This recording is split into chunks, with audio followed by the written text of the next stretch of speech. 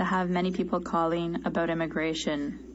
All of our offices are called upon, and sometimes there are people who have come to us from the government members' offices. They can't get services from them.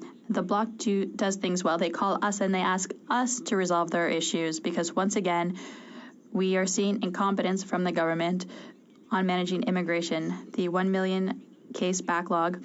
But on a daily basis, we feel it. We get phone call after phone call. Things are not working.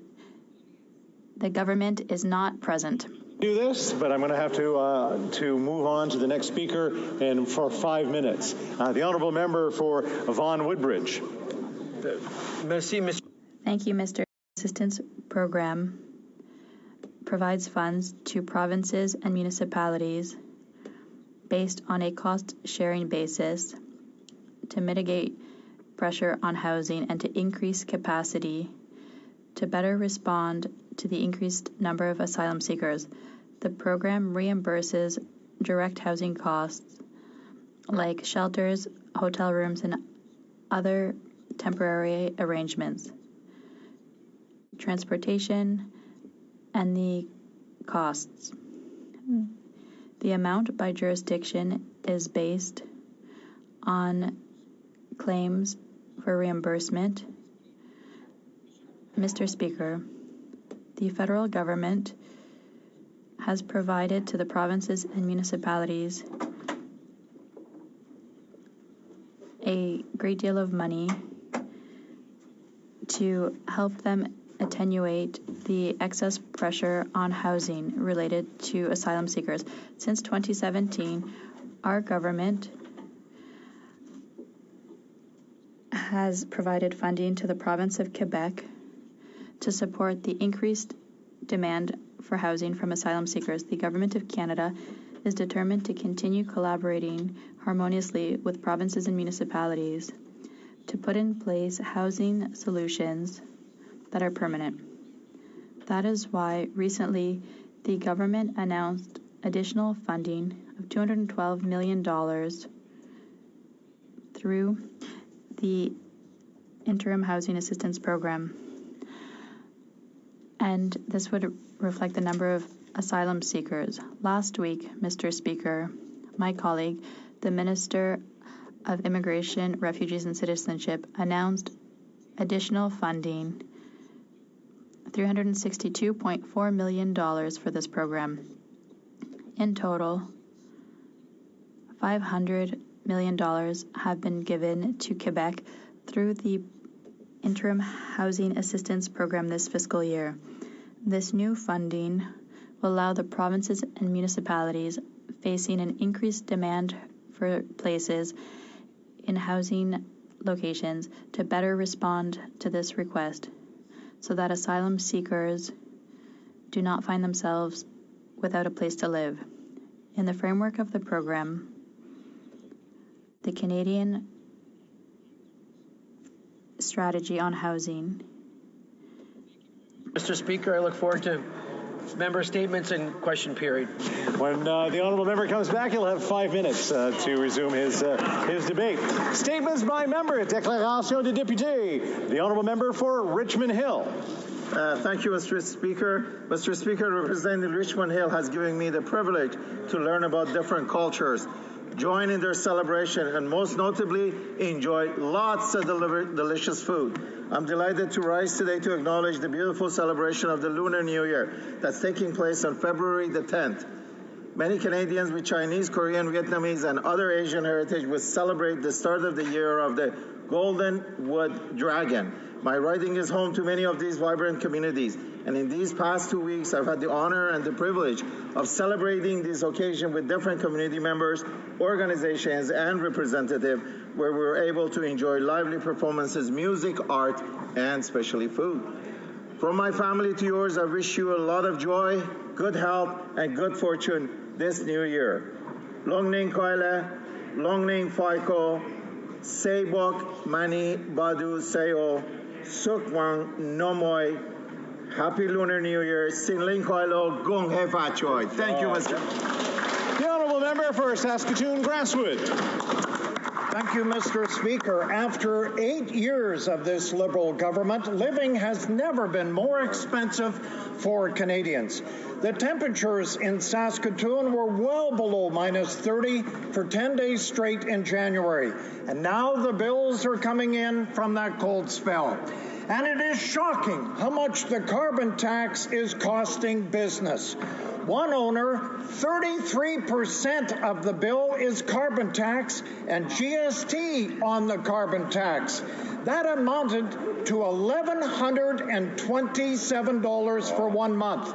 For another, 35% of their bill is carbon tax. And that amounted to $1,690 in 1 month. Now the Liberals plan to quadruple the tax, with another increase coming April the 1st. Common sense Conservatives will build the homes, fix the budget, stop the crime, and more important, axe the tax. The Honourable Member for Markham Unionville. Thank you, Mr. Speaker. As a Member of Parliament for Markham Unionville, I rise today to celebrate Lunar New Year, the Year of the Dragon. This culturally significant occasion brings our diverse community across Canada together in joyous celebration, reflecting on tradition and values that enhances our nation. In Markham Unionville, Lunar New Year holds a special place in our hearts as we embrace the rich diversity of Asian cultures that contribute to our community's sense of belonging. From vibrant parades to festive gatherings, the spirit of renewal and hope resonates throughout our riding. On behalf of the constituents of Markham Unionville, I extend warm wishes to all Canadians celebrating Lunar New Year. May the Year of the Dragon bring abundance of happiness and good fortune to you and your loved ones. 恭祝大家新年快乐，身体健康，龙年吉祥，万事如意。Thank you, Mr. Speaker.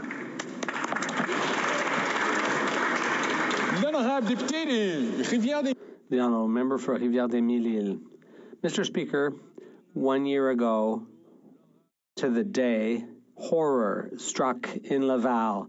A city bus crashed into the St. Rose Child Care Centre, killing 2 children and seriously injuring several others. I was there last year with the leader of the bloc.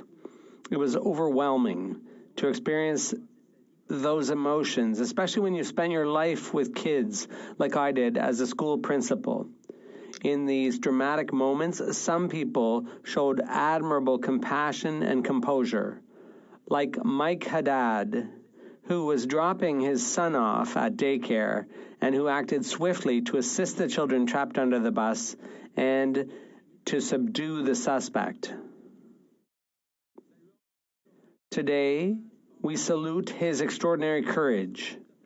While we still fail to understand what could have motivated the driver to commit such a horrific act, it's our duty today to remember the innocent victims and their grieving families, Mr. Speaker. The Honourable Member from Surrey Newton. Surrey Centre.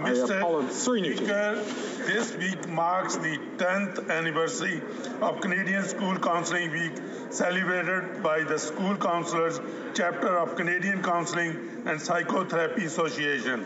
This week recognizes the contributions of the school counselling profession to the personal, social, educational, and career development of students at all grade levels. School counselors support students in their social and academic needs, as well as life and career planning. As mental health professionals, school counselors are responsible for maintaining a very high standard of professional competence and ethical behavior. Through comprehensive programs and services, school counselors continue to make a positive and meaningful difference in the lives of children and youth in communities across Canada. Happy Canadian School Counselling Week. The Honourable Member from Calgary Confederation. Mr. Speaker, the late Norman Kwong of Calgary will again make history next week when he is celebrated with his own Heritage Minute. A 60-second snapshot of his life will be thrust onto TV screens from coast to coast. injecting culturally historic education into an entertainment segment. Normie was the hard-working son of Chinese immigrants who settled in Calgary and ran a grocery store in the early 1900s. He joined the Calgary Stampeders Football Club in 1948, just a year after the Chinese Exclusion Act was repealed, and he became the first player in the CFL of Chinese descent. He won 4 Grey Cups in his 12-year career. He was inducted into the CFL Hall of Fame. He was named to the Order of Canada and was recognized with the Alberta Order of Excellence. He helped bring the Flames to Calgary and is one of 5 people with their name on both the Grey Cup and the Stanley Cup. In 2005, he broke another barrier and became the first Alberta Lieutenant Governor of Chinese descent. That is a lot to fit in a minute, Mr. Speaker. Hear, hear.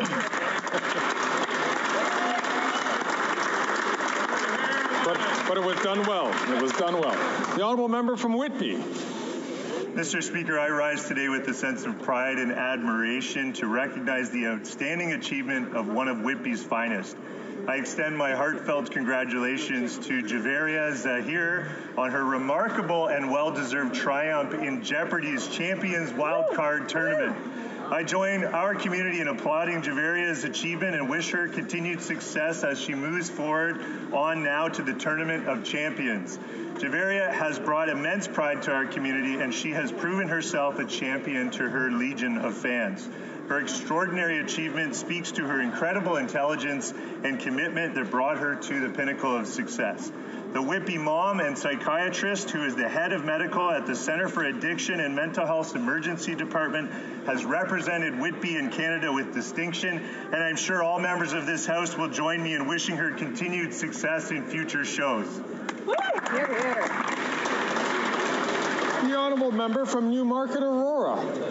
Mr. Speaker, in December, Newmarket lost a true community leader.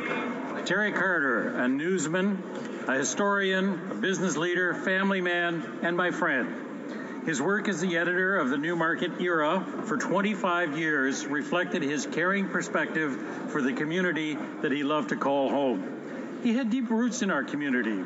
He was our historian. He played a significant role in the revitalization of the Sharon Temple, gaining National Historic Site designation for this architectural gem. He embraced our heritage and dedicated much of his life to ensuring the history of Newmarket was well known and documented.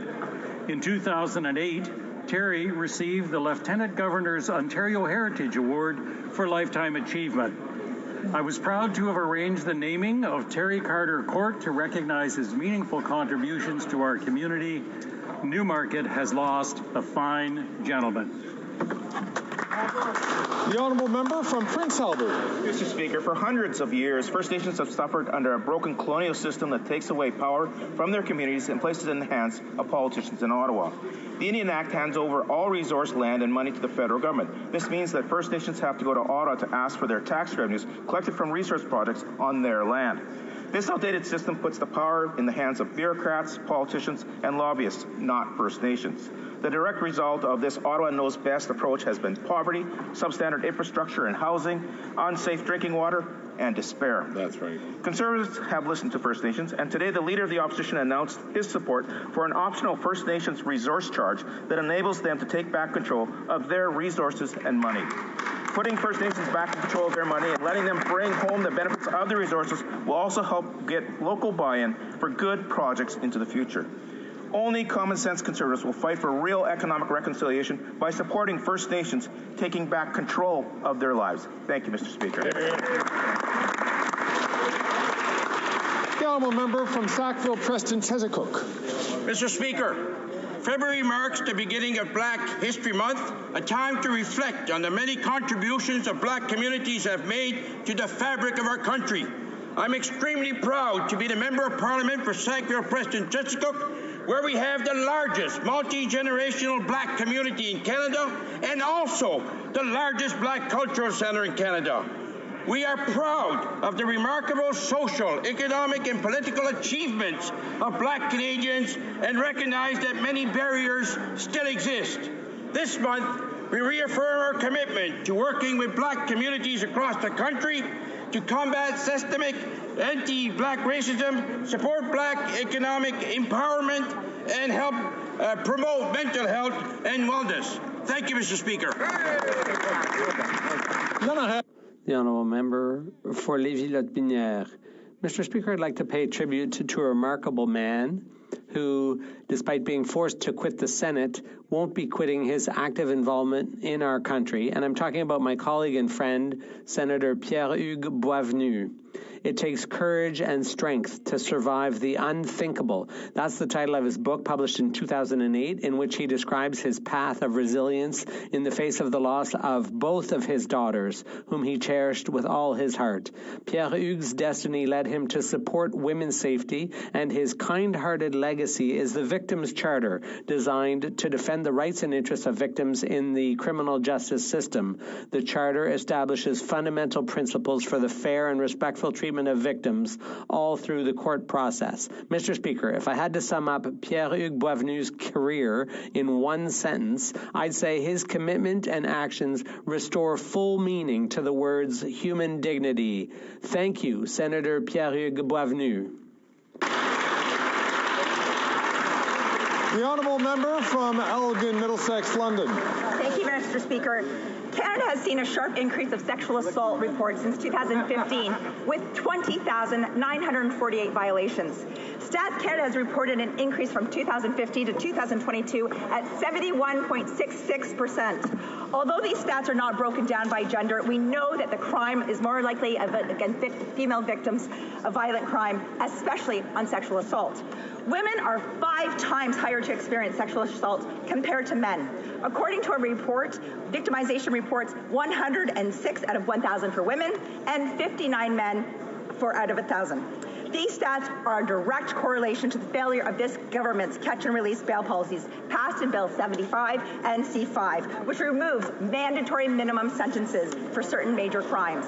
A common-sense government can ensure that repeat offenders remain behind bars while waiting trial and will bring back mandatory jail time for serious violent crimes that were repealed from this government. Conservatives will always stand for victims of crime. Conservatives will bring home safety. The Honourable Member from Mississauga, Erin Mills. Mr. Speaker, your car is not just a way of getting around. For many in my riding, it's a part of their livelihoods and a main source of income. In 2022, nearly 6,000 vehicles were stolen around Mississauga, and auto theft rates rose by 48.3% in Ontario alone. I've been working on this issue within my community, including with Chief Nishant Duryappa of the Peel Regional Police and federal agencies to fight auto theft and make our communities safer. This is why our government has committed $121 million to fight gun and gang violence, including auto thefts, and $28 million more to the CBSA. It's why, Mr. Speaker, as we speak, our government is hosting a national summit on combating auto theft with all levels of government, police, and industry leaders to build real solutions. We will keep working diligently with all partners to reduce crime in our communities and keep us all safe. Thank you, Mr. Speaker. The Honourable Member for Rosemont-La Petite Patrie. Mr. Speaker, we can be proud of our aerospace industry. It represents 212,000 jobs in Canada and over 37,000 in Quebec. Good jobs, often unionized, and with unrivaled expertise. We're one of the few places in the world where our companies can design, simulate, manufacture, assemble, and certify an airplane or a helicopter or surveillance aircraft. Yesterday and today, Pierre, Michael, Peter, Pascal, and Melanie, I've heard you talk about your trade, your profession, with pride and passion. Your industry is one of the world's biggest exporters and one of the biggest investors in R&D. And the federal government should be there to support you for innovation, for workforce training, and for the green transition, so crucial to our common future. A national aerospace strategy is long overdue. I call on the Liberal government to catch up and finally take action for this industry and for its workers.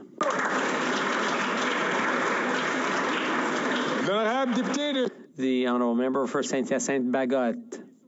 Mr. Speaker, the aerospace world is on the hill under the auspices of the AIAC.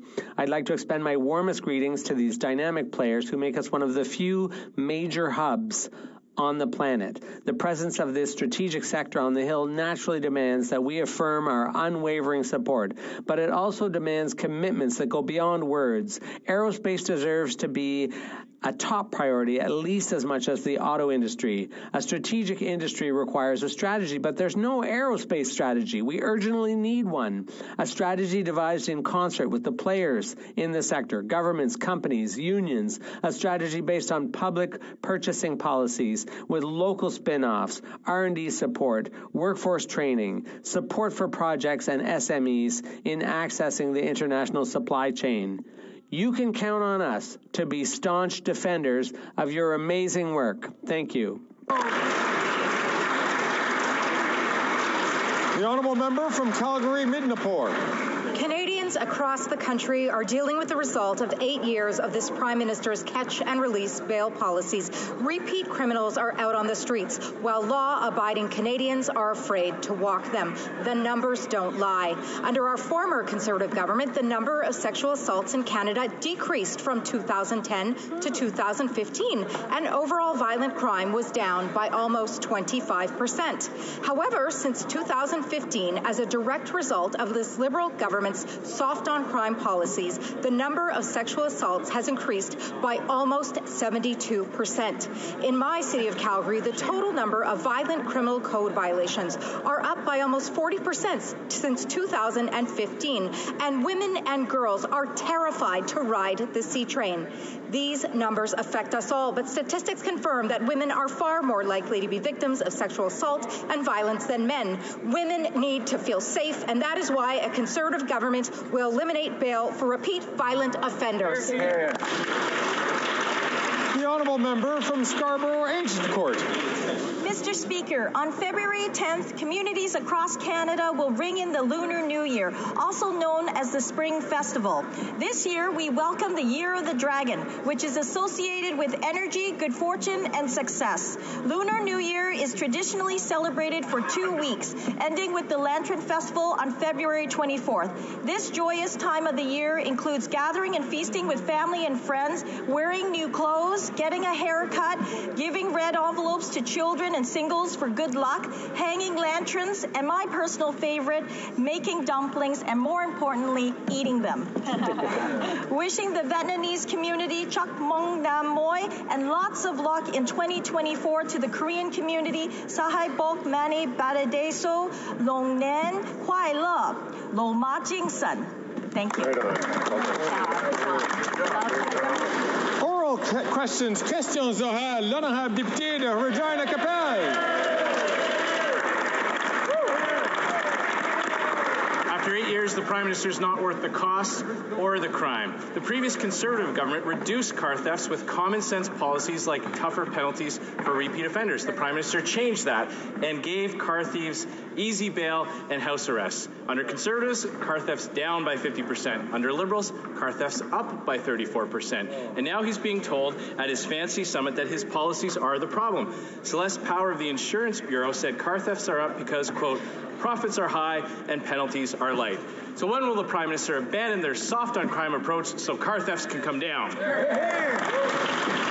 Honourable Parliamentary Secretary for Public Safety. Mr. Speaker, on the contrary, would the Conservatives actually like to know that since 2006, the 5 years with the highest amount of car thefts in Canadian history was under the Stephen Harper government? We are actually reducing crime. Today, we had the Auto Summit where we brought in leaders across the country, including police. Mr. Speaker, we are working on tangible solutions, not just slogans from the Conservatives. The honourable member from Regina-Capelle. Those were the first 5 years we inherited from a previous soft-on-crime Liberal government, Mr. Speaker. But it's not just crime that this government's policy is making worse. On April 1st, the Prime Minister is going to drive up grocery prices again with another hike to his carbon tax. And the impact on this affects Canadians every step of the way from farm to fork. Keith Warner, professor at the University of Guelph, said 44% of growers are operating at a loss presently, and 3/4 have difficulty offsetting production cost increases. Instead of driving grocery prices up even higher, why doesn't he cancel his plan to hike the carbon tax? The Honourable Minister for Innovation. Mr. Speaker, we will take no lessons from the Conservative who have no plan, Mr. Speaker. I guess their plan is to ask Jenny, Mr. Speaker. But on this side of the House, Mr. Speaker, we have a plan to make grocery to stabilize price in this country, Mr. Speaker. It's called competition, Mr. Speaker. Canadians at home understand that. They are the only one who are blocking the further reform we want to put, Mr. Speaker, because Canadians understand that we want stabilized price, we want more choice, we want more competition. On this side, we'll fight for Canadians at every step of the way. The Honourable Member from Regina Capel. You would think that they would have thrown those talking points out after this week when we learned, Mr. Speaker, all the relationships between Liberal staff and Loblaws, like Brian Topp and Don Guy, both who collect checks from Loblaws, and last year they met twice with the PM's Director of Policy. Or like Taya Backett, the in-house lobbyist at Loblaws. She used to have an office in the PMO. You could run a superstore with all the staff over there that have relationships with Loblaws. When will the Prime Minister realize it's not Conservative volunteers driving up grocery prices, it's the carbon tax, stupid!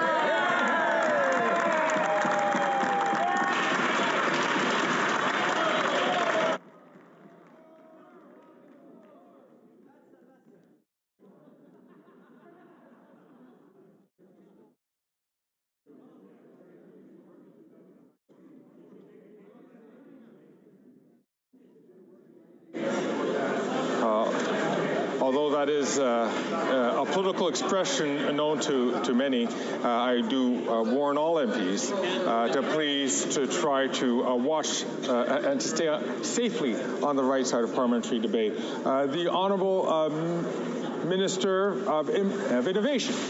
Speaker, I will abide by your words, Mr. Speaker. And one thing that we're doing when he talks about superstore is right, and I'm happy to talk about that because that's actually what we're trying to bring, Mr. Speaker. We're trying to bring more competition. I've been in touch with foreign grocers to bring more competition, to bring more options for Canadians. And people are watching at home. They understand that on this side of the House, Mr. Speaker, we have a plan. We are working for Canadians. On this side, they have no plan. And the only plan we've seen is to ask Jenny, Mr. Speaker. We'll continue to work for Canadian at every step of the way. The Honourable Member for Louis Saint Laurent.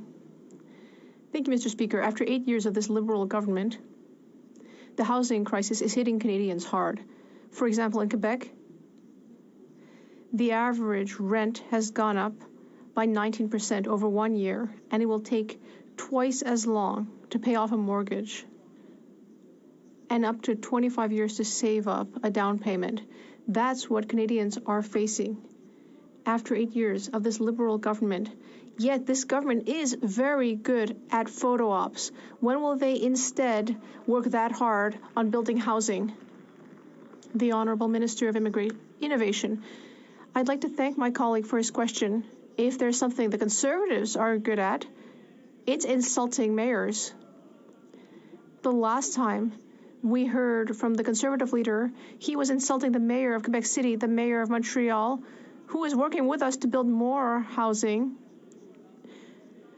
What we're doing on this side of the House is creating programs to build affordable housing, collaborating with provinces and municipalities. Mr. Speaker, Canadians know that we must work together, and that's exactly what we're doing. The Honourable Member for Louis Saint Laurent. Mr. Speaker, for 8 years, this government has been insulting all Canadians with their terrible housing record. Even the president of the CMHC has admitted that the government has no plan to fix the situation. There's been a 28% decrease in housing starts over the last year. That's the Liberal reality. So my question, when will you stop holding press releases with photo ops, and when will you start building homes? That's what Canadians want. The Honourable Minister of Innovation. Mr. Speaker, I have a great deal of respect for my colleague for Louis Saint Laurent. That said, I don't think we have much to learn about videos and photo ops from the Conservatives. Recently, we saw the Conservative leader doing a photo op and a video at the Port of Montreal, thinking that a video would fix auto theft. We have met with leaders in order to fix this problem and others. We talked about monitoring. We talked about innovation. We talked about technology. What the Conservatives don't understand is that in order to move this country forward, we must work together. The Honourable Member for Salaberry-sur-Roi. Mr. Speaker, Quebec has been a pioneer within Canada in showing compassion to people who are suffering. It was the first jurisdiction to offer medical assistance in dying. And then today again, it is ahead. Quebec is ready to authorize advance requests for people with a serious and incurable neurocognitive disease. The Quebec legislation has been in place for 8 months. People who are suffering have waited long enough. Will the government modify the criminal code so that Quebec can move forward with these advance requests? The Honourable Minister of Public Services and Procurement. Thank you, Mr. Speaker. I was lucky enough to be Minister of Health previously, and as my colleague did, I would like to recognize the important contribution of the Quebec government and Quebecers over the last several years in order to move forward. Thinking and action on this incredibly sensitive and important issue, we must all work together, and we will determine the way forward with the government of Quebec over the months to come. The Honourable Member, well, Canada can continue to reflect, but Quebec is ready. The National Assembly of Quebec unanimously asked the federal government to modify the criminal code so that Quebec can go ahead with its advance requests legislation. Ottawa has a moral duty to grant Quebec's unanimous request. Canadians can reflect longer if that's what they wish to do, but that shouldn't cause years of useless suffering for Quebecers. Will the government finally legislate to enable Quebec to authorize advance requests?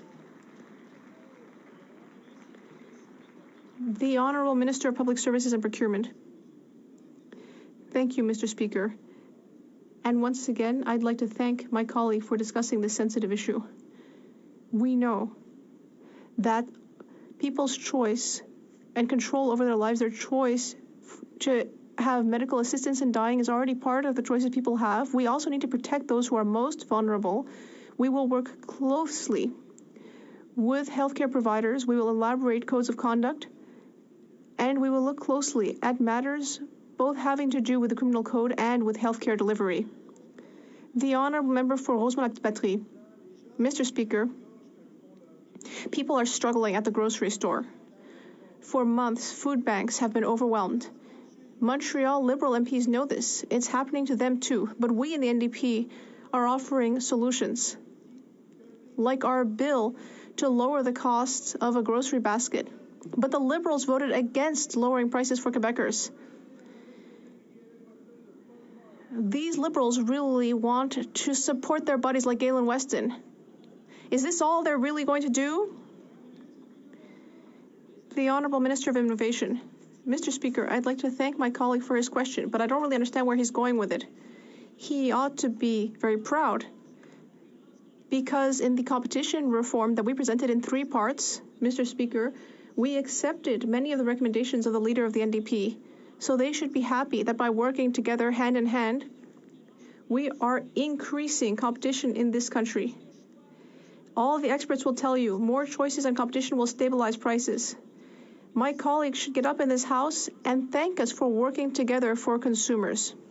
Honourable Member from London Fanshawe. The fact of the matter is that the Liberals voted no on the NDP bill to lower food prices for Canadians. They voted against giving the Competition Bureau more powers to crack down on greedy grocery chains and take advantage of families. Sky-high food prices are forcing Canadians with full-time jobs to resort to food banks to feed their families. Under these out-of-touch Liberals, ultra-rich CEOs win and Canadians lose. Why are the Liberals determined to keep grocery prices high for Canadians? The Honourable Minister for Innovation. Mr. Speaker, again, I'm happy to hear the question from my colleagues. She should be happy because we actually listened to what the NDP had to propose, and a lot of what has been proposed by the leader of the NDP has already been included in our bill to reform competition in this country, Mr. Speaker.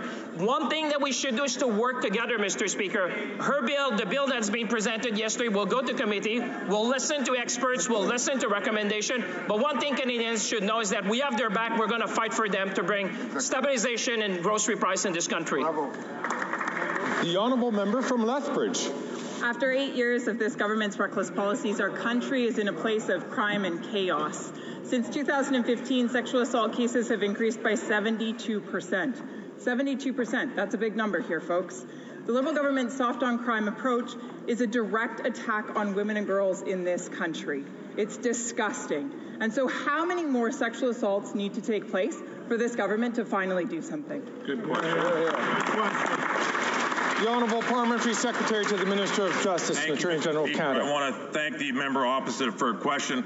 This is a serious issue that requires a serious response. It is not something that should be highlighted in a negative way in the House of Commons. This government has taken steps through Bill S-12, Bill C-3, Bill C-51. We've taken serious measures to address sexual assault crimes, including sexual assault offenders be included on the offence registry. Thank you, Mr. Speaker.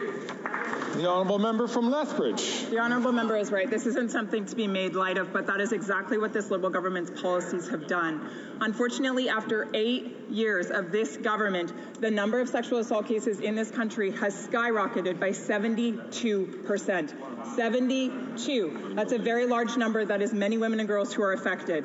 And what makes this even worse is that so many of these crimes are committed by individuals who are out on bail who shouldn't be. And the reason they are is because of this government's soft on crime policies. The Liberals are putting women in danger. It is this government's decision to do that. So when will this Prime Minister take it seriously and do something? Your Honourable Parliamentary Secretary to the Minister for Public Safety. Mr. Speaker, the issues around sexual violence and violence in general towards women is something we take incredibly seriously, including the fact that we supported legislation, nonpartisan legislation, to have proper training for judges, something unfortunately Conservative senators blocked, but we persevered to ensure that women go through the criminal justice process respecting the violence that has happened and the underreporting that happens in this country. We are going to continue to do everything possible to make sure women are safe in this country. The Honourable Member from Peterborough Kawartha. After 8 years of this Liberal NDP government, chaos and crime is at epidemic levels. Just weeks ago, a mom of 3 was murdered in Calgary in front of an elementary school in a targeted domestic killing. Her offender had previous charges, multiple active warrants, and a no-contact order. She did everything that was asked of her, and she was still murdered in broad daylight. Why? Because this Liberal government's soft on crime policies. Enough. We don't need summits, we need action, and we need a timeline. So when will they reverse these deadly policies? The Honourable Parliamentary Secretary to the Minister of Public Safety. It is not a partisan issue in dealing with violence against women in this country. Crimes like that are absolutely horrific. It's something that we are working hard on with not just the Minister of Public Safety, but across government to ensure that women across this country are not only safe, but are safe to report violence. As we know, oftentimes violence starts early with domestic violence and can escalate. One of the reasons we're also banning guns.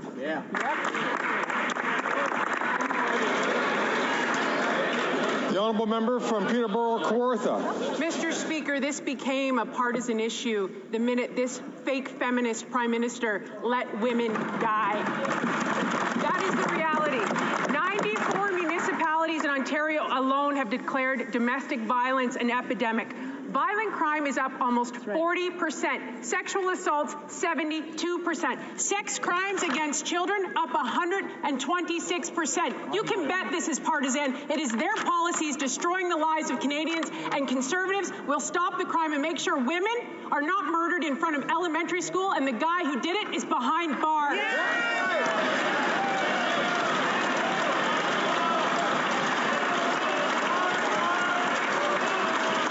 The Honourable Parliamentary Secretary to the Minister for Public Safety. Mr. Speaker, I'm glad to see the Conservatives fired up about taking the violence against women seriously. That is precisely why we have put in firearm legislation to deal with situations of intimate partner and gender-based violence.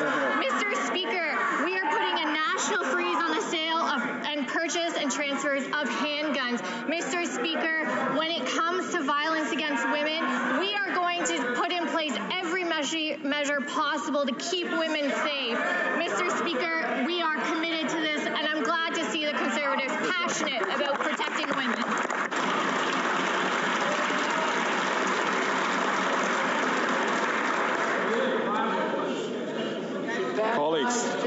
Order, colleagues. I know this is a very important and sensitive issue, which is deserving of all of our attention to listen to the question and all of our attention to listen to the answer.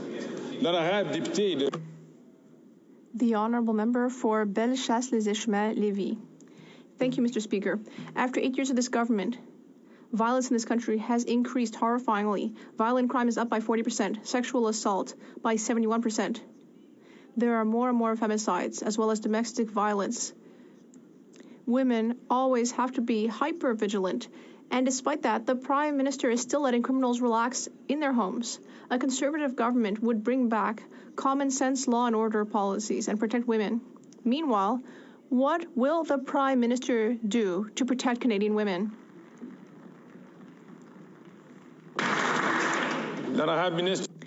The Honourable Minister of Canadian Heritage. Mr. Speaker, I'm very glad the Conservatives are paying attention to the question of violence against women. Our government has taken important measures to strengthen legislation to prevent firearms use violence in this country, to prevent violence against women in the home, and in restricting firearms violence, well, the Conservatives are actually against those policies. They should make more of an effort to bring forward policy to protect women throughout the country. The Honourable Member for Bellechasse-les-Échemins-Lévis. Mr. Speaker, women tell us about the fear, pain, and torment they experienced at the hands of a violent partner or a trafficker. Conservative bills, for example, Senator Boisvenue's bill, were tabled to protect women, but what has this government been doing for 8 years? It takes the side of criminals instead of victims. The good news is that our Conservative government will put an end to that. Why is this government continuing to keep violent criminals comfortably in their homes instead of them putting them behind bars where they can't hurt anyone?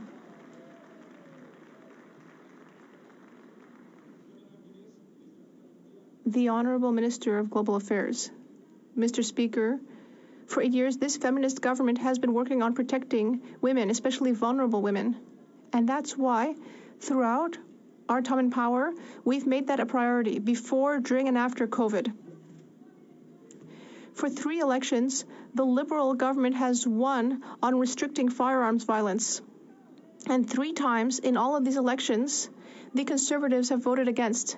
I'm happy to see that my female colleagues on the other side of the House care about this. We will continue to show leadership on this file.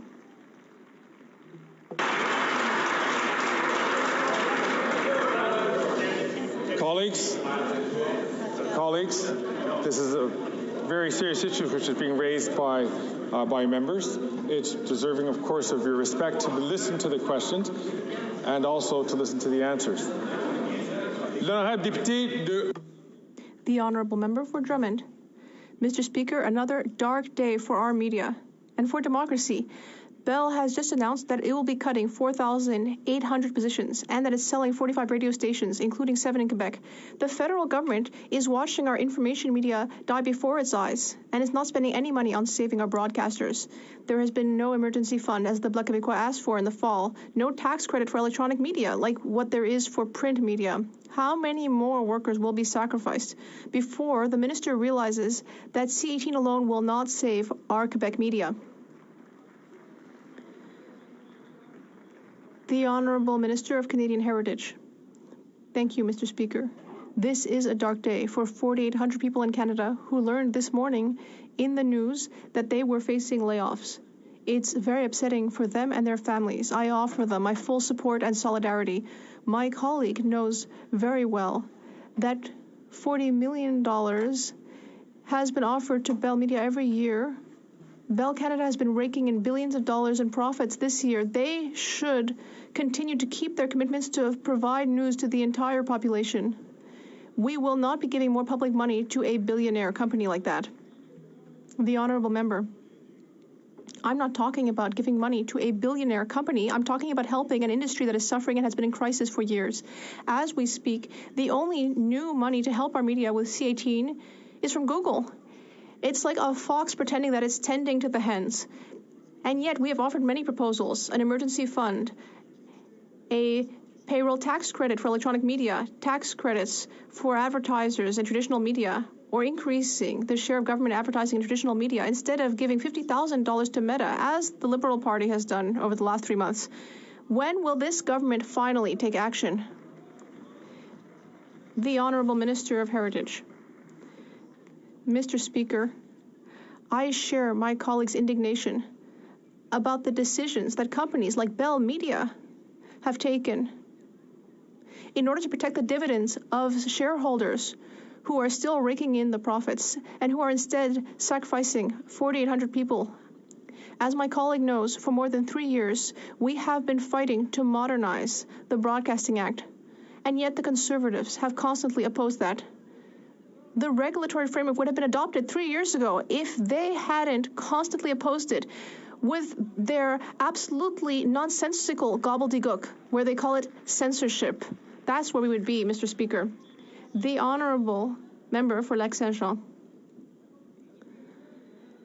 Mr. Speaker, in November, CBC revealed that Mexican criminals are taking advantage of the lack of visas to come to Canada for their criminal operations. Yesterday at committee, the Minister of Immigration, the RCMP, and Border Services all denied any link between the lack of need for a visa and crime. They are burying their head in the sand, although they all have access to internal reports that lay it out black on white. All three of them have proof that the cartels are taking advantage of this policy to import drugs, engage in human smuggling, and more. Why doesn't the minister bring back the visas, since they know that criminals are taking full advantage of this situation? The Honourable Minister of Immigration, Refugees and Citizenship. Well, Mr. Speaker, you don't need to be an expert to understand that criminals will exploit any vulnerability they find. The member across the way should know that any announcement made in advance would create more vulnerability to be exploited. If he thinks that I'm going to make such an announcement in public, he should think again, because there are many people paying attention to what the immigration minister says and who will be in a hurry to take advantage of any changed loophole or vulnerability. I hope he will respect that in this context. The Honourable Member from Battle River Crowfoot. Mr. Speaker, after 8 years of this Liberal NDP government, we know that the Prime Minister is not worth the cost of groceries. Dawn, an independent, multi-generational greenhouse operator, was forced to sell because of the cost of the carbon tax coupled with rising interest rates. After telling the Minister of Agriculture her story directly and asking him to pass Bill C-234 unamended to reduce costs for farmers, he ignored her. What does that minister have to say to Dawn and the many facing challenges like her who are losing their businesses, their livelihoods, and their family legacies because of that Liberal government's policies? The Honourable Minister for the Environment and Climate Change. Thank you, Mr. Speaker. I find it quite ironic to be lectured by the Conservative Party on our support to farmers when just at the end of last year they voted against the On-Farm Climate Action Fund to support sustainable agriculture. They voted against the Dairy Innovation and Investment Fund. They voted against support for dairy, poultry, and egg supply management producers. On this side of the House, Mr. Speaker, we will support our farmers in the transition towards a low-carbon economy, and we will help Canadians make that transition. I'd like to remind the member from Battle River Crowfoot that he had an opportunity to ask a question, which I would encourage all members to listen carefully. I'd also encourage him and all other members to listen to the answer carefully. The honourable member from Chatham-Kent-Leamington. Mr. Speaker, the carbon tax on food is working against Canadians by decreasing both the amount and the type of food that they buy. Visits to the food banks are at record highs, over 2 million visits. And just think the new records that we're going to set once the carbon tax is quadrupled. Highline Mushrooms is in Leamington. They supply American and Canadian retailers with their mushrooms. Their American competitors don't have to pay the carbon tax, so they're forced to pass along the carbon tax cost to the Canadian consumer. This Prime Minister is not worth the cost. When will he axe the tax? Great job, Dave. Great job.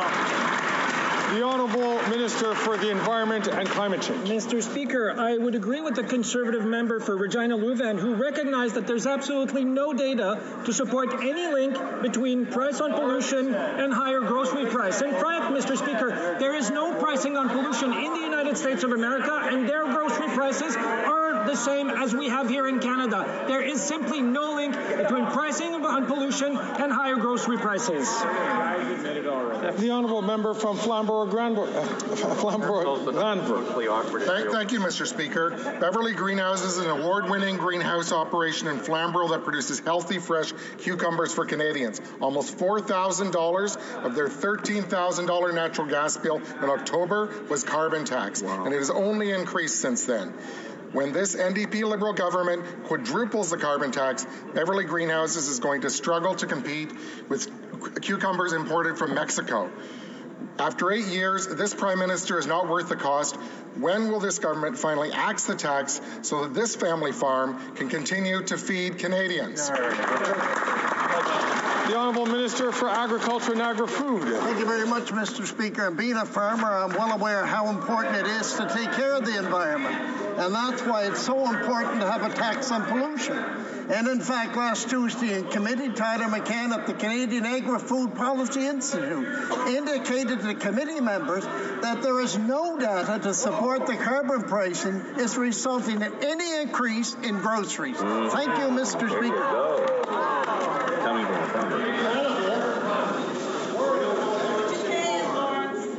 Order. The Honourable Member from Edmonton Strathcona. Mr. Speaker, the CBC reported that the Liberals made the decision to suspend life-saving funding to UNRWA without seeing any evidence of allegations or waiting for the results of the independent investigation. UNRWA is the only organization that can reach Palestinians in Gaza who are starving and who are being killed in the tens of thousands. And this government cut life-saving support. This decision needs to be reversed and somebody needs to be held accountable. Was it the minister or the PMO who decided that Canada should turn its back on starving Palestinians? The Honourable Parliamentary Secretary to the Minister of Foreign Affairs. Thank you, Mr. Speaker. Let me be very clear.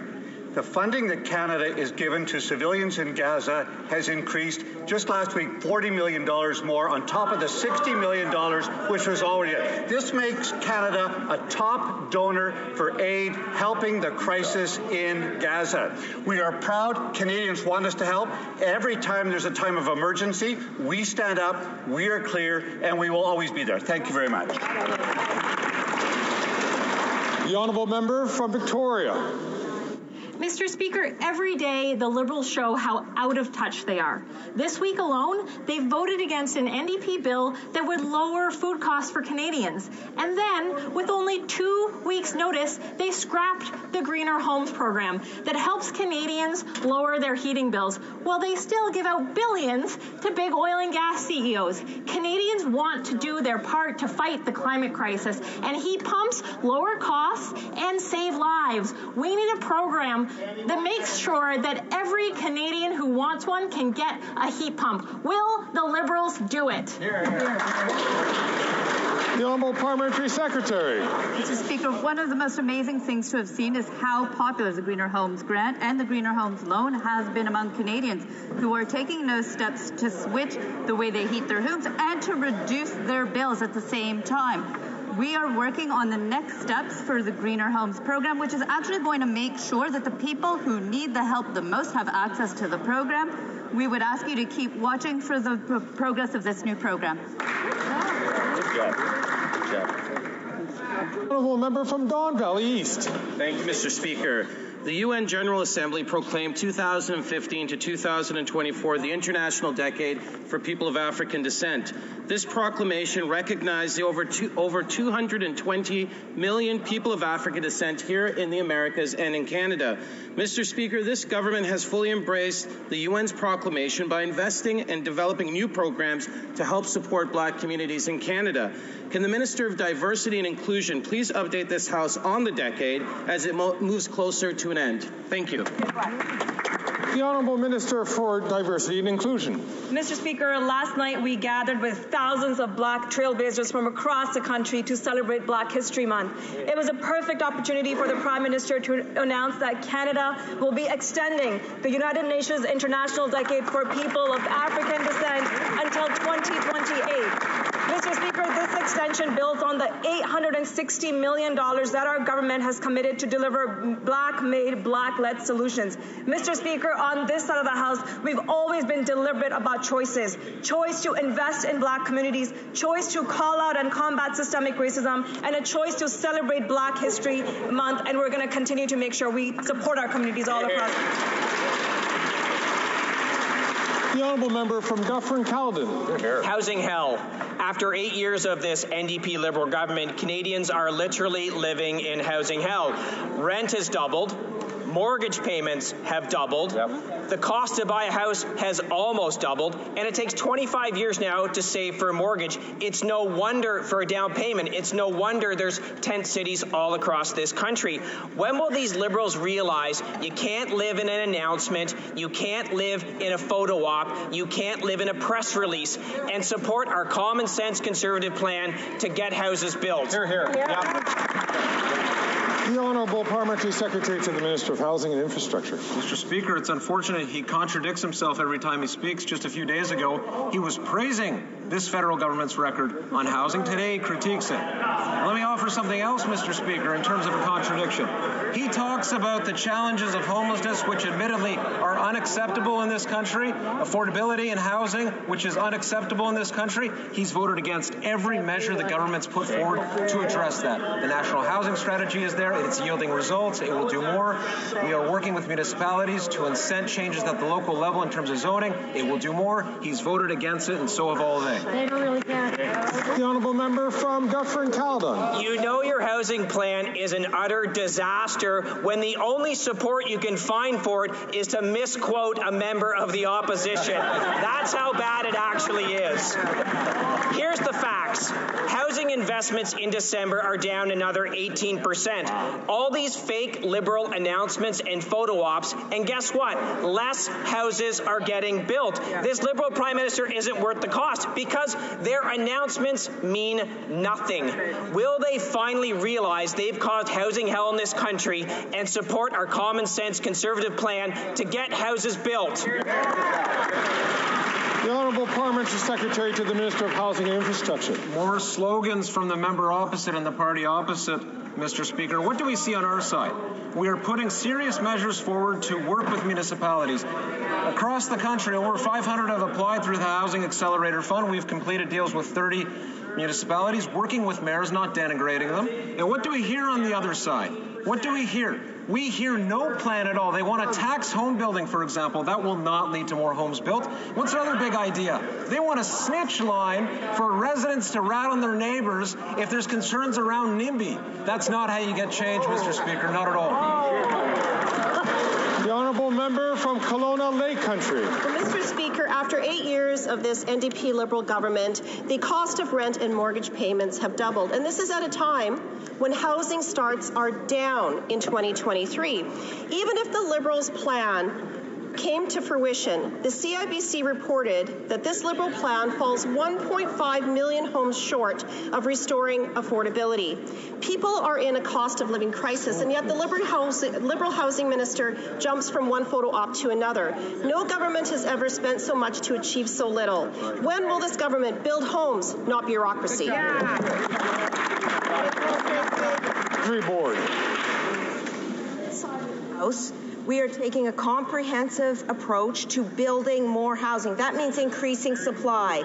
We are eliminating the GST on purpose-built rentals. We have struck deals with over 30 municipalities from coast to coast to ensure that we are getting more supply in the system, and we will make sure that we are there for vulnerable Canadians and the middle class all the while. The Conservatives on the other side of the House vote against measures to support Canadians. That's not our approach, and we will always be there for Canada. The Honourable Member for Beauce. Mr. Speaker, after 8 years of this government, house prices have doubled, rents have doubled, and this government is not worth the cost. A shelter for the homeless, the Bercail in Saint-Georges in Beauce reports that it is overwhelmed with requests for rooms in 2024. The government continues to abandon Canadians when it comes to housing. They need to get out of the way and let municipalities prosper, as Victoriaville, Saguenay, and Trois-Rivières are doing. Why doesn't the Prime Minister build more housing instead of building bureaucracy? The Honourable Minister of Public Services and Procurement Canada.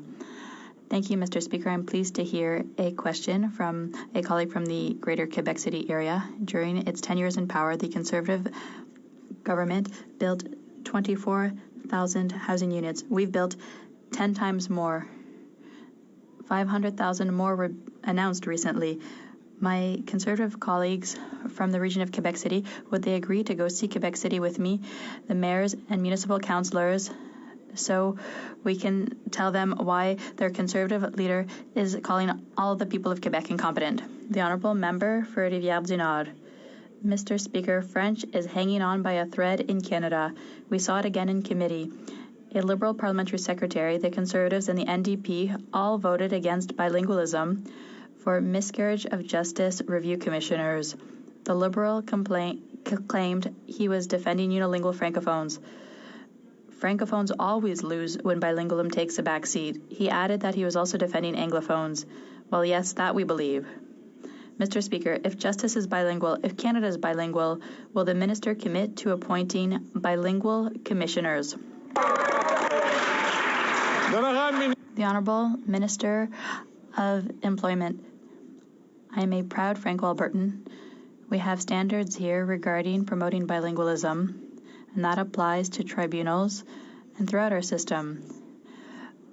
We know and we've committed to protecting French in Quebec, throughout the country, and not with $1, $2, $3, but $4.1 billion. We are here for bilingualism and Canadian French. The Honourable Member for Rivière-du-Nord. Mr. Speaker, if that's true, he'll have to talk to his parliamentary secretary about it. French is hanging on by a thread in Canada, as I said, even in the Prime Minister's office. Radio-Canada received a copy of a letter from the Privy Council stating that translating the documents produced for the Rouleau Commission would take too long and be too expensive. Even providing a simple table of contents would take too long and be too expensive. You'd swear they don't feel like it. You'd swear that the rights of francophones only matter when it is easy and costs nothing. Will the Prime Minister remind his own department that respect for French as an official language is mandatory? The Honourable Minister of Employment. I respect my honourable colleague. We promote bilingualism. We respect the tribunal. We respect the committee. A 2,000-page bilingual report for all Canadians will be coming. The Honourable Member from Fundy Royal. The Justice Minister has spent the last week arguing with Conservatives and telling Canadians that strengthening penalties for auto theft won't work. Now, we all know this Prime Minister has a habit of throwing his Justice Ministers under the bus. And earlier today, the Prime Minister finally admitted that stronger penalties are required to tackle the auto theft crisis that he created. They can't both be right. Will the minister finally admit that he was wrong and Conservatives were right, and will he commit to repealing Liberal soft-on-crime policies like house arrest for car thieves? The Honourable Parliamentary Secretary to the Minister of Justice and Attorney General of Canada. Thank you, Mr. Speaker. As we all know, auto theft is a very serious problem in Ontario, Quebec, and across the country. It requires consultation with experts to find a proper solution, not slogans and simple criticism of problems that don't really address the problem. So today, we've had the Auto Summit. We brought in people from all the provinces, the police associations, different levels of governments, and they are going to come up with constructive solutions that are going to address the issue. Thank you, Mr. Speaker. The Honourable Member from Fundy Royal. Auto Summit is not what Canadians are calling for. They're calling for action. Auto theft in Toronto is up 300%. In New Brunswick, 120%. This is the Liberals' own numbers since they took office.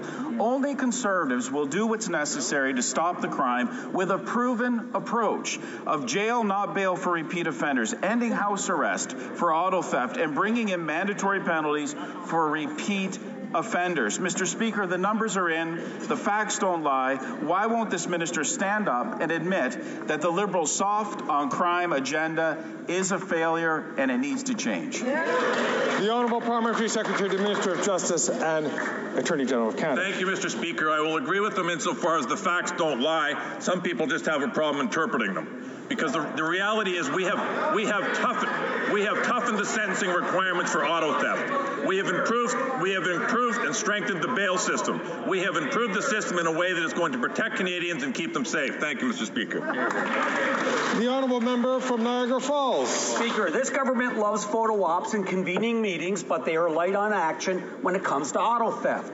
This government's own news release shows auto thefts in Toronto have increased 300% under their watch. At home, Niagara Regional Police indicated they were investigating some 30 auto thefts just from January. The Prime Minister is responsible for the ports, the CBSA, the RCMP, and the Criminal Code. It's time to stop the crime. Will this PM reverse his soft on crime, catch and release policies that have helped cause this auto theft crisis? The Honourable Parliamentary Secretary to the Minister of Justice and Attorney General for Canada. Speaker, as I've said already, this is a problem that requires consultation with all of the parties involved. Industry, different levels of government, the law enforcement community. Slogans are not going to find a solution. Jenny Byrne has obviously been hired by the bumper sticker industry, and that's her pool over there for drafting them. Thank you, Mr. Speaker. The honourable member from Kings Hants. Speaker, this weekend my province of Nova Scotia was hit with one of the worst snowstorms in 2 decades. The Cape Breton Regional Municipality declared a local state of emergency, and some communities in northern Nova Scotia, like Pictou and Antigonish, remain isolated. Community members are deeply concerned about their safety and that of their neighbours. And I ask this question on behalf of my honourable colleagues from Central Nova, Cape Breton, Canso, and Sydney, Victoria. Can the Minister of Emergency Preparedness update this House on what is being done with the Government of Canada in partnership with municipal and provincial authorities to help residents in need? The Minister for Emergency Preparedness. Mr. Speaker, I want to thank the honourable member for this very important question. I also want to thank all the members of Parliament from Nova Scotia who kept me informed so we can make the appropriate and timely decision to get the support to the people in need. And what I can say, Mr. Speaker, that Parks Canada leveraged the crucial snow removing equipment, that we did that within hours. And I also want to say thank you to our partners like the Canadian Coast Guard, Team Rubicon, who rapidly put people on the ground to help their neighbours get out from under the snow. Now, Mr. Speaker, that's over 500 people made available to provide this support. Thank you. The honourable member from Cypress Hills Grasslands. For hundreds of years, First Nations have suffered under a broken system that takes power away from their communities and gives it to Ottawa. The Indian Act hands over all reserve land and money to the federal government, meaning First Nations have to go to Ottawa to ask for their tax revenues collected from projects on their land. But after 8 years, the Prime Minister has allowed this system to continue. Our Conservative leader just announced his support for the optional First Nations resource charge that enables First Nations to take back control of their resources and money. Will the Liberal government put First Nations in control and support the FNRC, or will they let the Ottawa Knows Best model continue? The Honourable Parliamentary Secretary. I'd like to thank the member for his question, and I'd like to thank the Conservatives for actually asking a question on Indigenous issues, considering the fact that we agree that the Indian Act needs to change, and that's exactly why this government introduced the legislation on the United Nations Declaration on the Rights of Indigenous People. This is why we continue to support that as Liberal, and when the Conservatives had a chance, they obstructed and voted against it. The honourable member from Brantford Brant. Mr. Speaker, last night in shameful display, the NDP Liberal Coalition tried to shut down the committee studying the ArriveCan scam. This $54 million egregious abuse of taxpayers must be fully studied. Canadians deserve no less. More and more details are being revealed, and the corruption within the CBSA and this government is astonishing. The walls are caving in, the rot is being exposed. What is the coalition so desperate to hide? Hear, hear. The Honourable Parliamentary Secretary to the Minister of Public Safety. Mr. Speaker, as I've said in this House time and time again, that we are happy to see the work that the committee is doing, that when we issued a contract for the ArriveCan app, that when we do so, we expect all procurement policies to be followed. The President of the CBSA has confirmed that there are internal audits and investigations happening. The police have been called when necessary. And Mr. Speaker, we look forward to the results of that investigation because any acts of wrongdoing will come with consequences. The honourable member from Brantford Brant. That type of response proves that this Prime Minister and the NDP Liberal government are simply not worth the cost. Let me clarify the record, Mr. Speaker. 76% of ArriveCan contractors performed no work. $11 million went to a two-person basement company for no work. And now top bureaucrats at the CBSA face accusations of lying to committee and even destruction of evidence. After everything else that has been exposed in this $54 million boondoggle, what else is the coalition agreement trying to hide? Hear, hear. The Honourable Parliamentary Secretary to the Minister for Public Safety. Mr. Speaker, we have faith in the CBSA president, who has already acknowledged that they've launched an internal audit on the current procurement process. We look forward to the OEG report on ArriveCan next week. Mr. Speaker, I have said time and time again that we are working hard to ensure that when contracts are issued, that all procurement policies are followed. We look forward to these audits and the AG report, because if we can make further procurement improvements, we will. We expect contracts to be done properly. The honourable member from Charlottetown. Mr. Speaker, we know that families are struggling with the cost of living. For parents of young children, the Canada-wide early learning and childcare system is helping them return to the workforce while accessing affordable quality childcare. In Prince Edward Island, $10 a day childcare has been available since the 1st of January, and we can already see its positive impacts. Can the Minister of Families, Children and Social Development update this House on the progress that has been made as this important national system continues to be built out? Thank you, Mr. Speaker. Honourable Minister for Families, Children and Social Development. Thank you, Mr. Speaker. Childcare is good for our kids, it's good for families, and it's good for our economy. Islanders have already been benefiting and seeing the savings, and as of January 1st, they've reached $10 a day, along with 6 other provinces and territories across this country. At a time when families are feeling the pressure, $4,200 in savings a year is outstanding. Instead of preying on Canadians' fears, Mr. Speaker, the Conservatives need to start listening to families. The honourable member from Churchill-Kuwatanukaski. Mr. Speaker, 4 First Nations, Wasagamak, Red Sucker Lake, St. Teresa Point, and Garden Hill have declared a state of emergency. They are unable to bring in fuel and other necessities because the ice roads they depend on have melted due to climate change. We are talking about thousands of people stranded. For years, the Liberals, like the Conservatives before them, have ignored the need for an all-weather road for these communities. What will it take for the Liberals to help build the all-weather road needed for the East Side First Nations, who are already paying the price of climate change? The Honourable Parliamentary Secretary. Thank you, Madam Speaker, and I thank the member for that very important question. We know that northern communities are dealing with the impacts of climate change firsthand, and this is no difference from that. Remote communities relying on winter roads are living with firsthand impacts. The pressures are real. A shorter season and a shorter window to work on infrastructure projects like schools and water plants. We will do what it takes to make sure essential resources are delivered and communities have what they need throughout the year. I understand that meetings are in place right now with our Minister of Transportation as well, with the community leads. We're going to get to the bottom of this and make sure they have access. Thank you. The Honourable Member for Richmond, Arthabaska. Mr. Speaker, on October 23rd, I asked the Minister of the Environment a question about the unreasonable delays in reimbursement of the Canada Greener Homes grant. I was told that the government was aware and that the situation would improve. Yet, in my writing, people received a letter in December confirming that the grant had been approved and that they would receive their check within 30 days. Finally, 30 days later, they received a letter stating that their grant had been denied. In Quebec, reimbursement takes 2 months. At the federal level, in Canada, it takes more than 18 months. Is there anyone in the government who is accountable and who could make sure that this important program can work? The Honourable Parliamentary Secretary. It's wonderful to see that there were so many Canadians who used a grant for greener homes and for loans. We've worked with Canadians to make it work well, and we are continuing to do so and we have another program that will be coming soon to help people be better able to make these changes for their homes. On arrive à la fin de la période des questions. We are getting to the end of oral questions. Maintenant, on va voir la déclaration de jeudi. L'honorable député de... The honourable member for Regina Capel.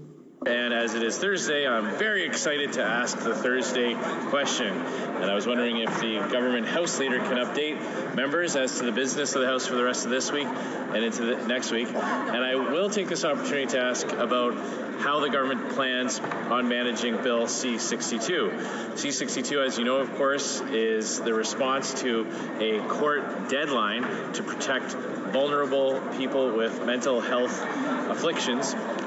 And the government has had over a year to deal with this. And yet here we find ourselves yet again on the eve of an expiration of a court-imposed deadline with not a lot of House time left. So if the government would like to enlighten members as to how they foresee Bill C-62 moving through the House in time for that court-imposed deadline so that vulnerable Canadians are not in any way victimized by the regime around MAID. I'm sure members of all sides and all parties would like to know that. Yeah, it's the Honourable Government House Leader. He's speaking now. I thank my honourable colleague and his colleagues in the official opposition for finally letting Bill C-57, the Canada-Ukraine Free Trade Agreement, come to a final vote. This is good news for Canada and our Ukrainian friends with whom we stand in solidarity. As for the business of the House, we will continue to have ongoing discussions that would see us dealing with Bill C-62, medical assistance in dying next week. We are, of course, well aware of the deadlines that are looming. There is a March 17th deadline, and I remind all members of this House that there is a March 17th deadline attached to this very important legislation. Je rappelle que nous avons... I would remind you that we would like the support of all members in the House and the Senate to come up with a process that will help guide us in dealing with MAID. We will have a report that seems to have garnered consensus. We will also give priority to a bill from the Senate, which is now at the last stage of debate in the House, C-29, with respecting a creation of a body for reconciliation, and C-37 having to do with childcare. And as I said in the beginning, Mr. Speaker, we will be continuing consultations with the opposition party. My door is always open, and if necessary, we will make adjustments so that the House can work in an orderly fashion. I recognize the honourable member from Winnipeg Centre. Speaker, I rise to intervene on a point of order raised by the member for Winnipeg North this morning respecting Bill C-318, an act to amend the Employment Insurance Act and Canada Labour Code, adoptive and intended parents.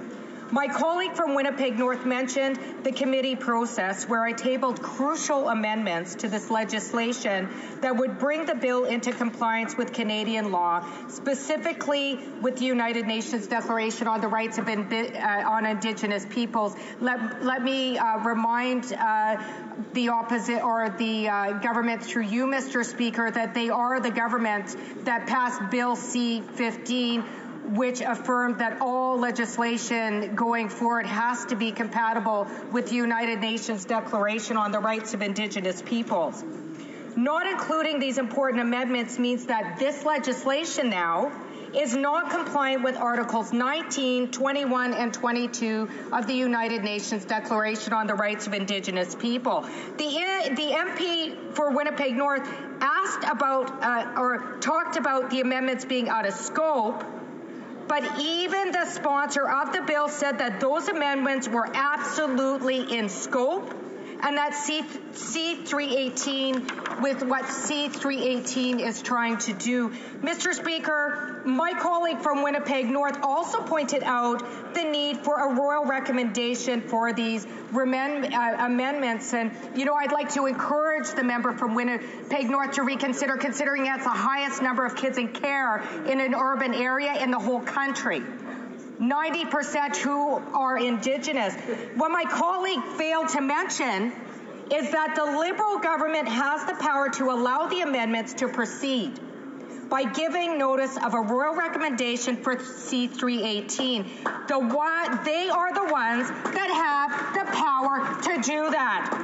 In fact, in Boston Gagnon, page 839, we can read, since Standing Order 79 was changed in 1994, private members' bills involving the spending of public money have been allowed to proceed through the legislative process on the assumption that a royal recommendation will be submitted by a minister of the Crown before the bill is to read a third time and passed. The only ones that can act right now are the Liberals. And on their watch, Mr. Speaker, by not upholding Canadian law, which includes Bill C-15, as we meet about the red dress right now, about murdered and missing Indigenous women and girls, which is called the child welfare system, is called the pipeline for becoming murdered and missing. This government's failure to address the 90% of kids in care, it's only the Liberals that can save the lives of Indigenous children that are being dropped off at shelters, being separated from their families and community. I'm asking them to table a royal recommendation to do the right thing to make sure Bill C-318 can go to a vote at third reading with the amendments adopted by committee. Although they have mentioned they're putting forth Bill C-59, a similar bill, once again, it is not consistent with upholding Canadian law and the United Nations Declaration of Indigenous People. It is on their hands. Lives are on their hands. They need to put forward a royal recommendation. I'm asking through you, Mr. Speaker, this is a life and death matter.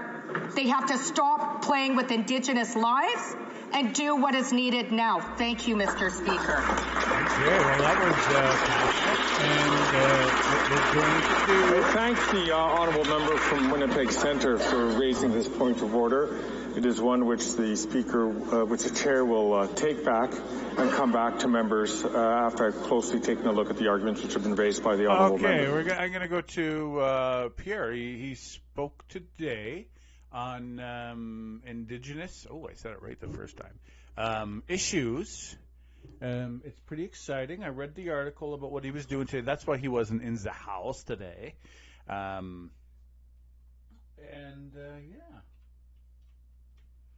Oh, let's see what we can see, if we can find it. But he's so he's out on he's out on the trail. So is Trudeau. Trudeau went to the National Summit on Combating Auto Theft, which is in the description. And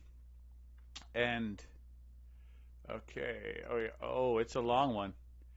It's a long one. Right, let's see. Okay, we're just about there. I think we got it. Or not.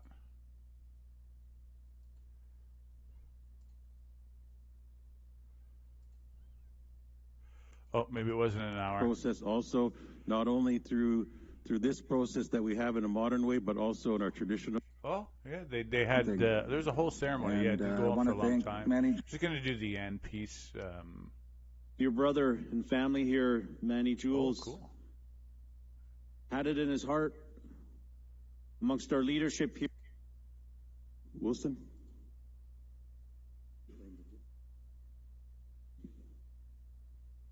Yeah, okay.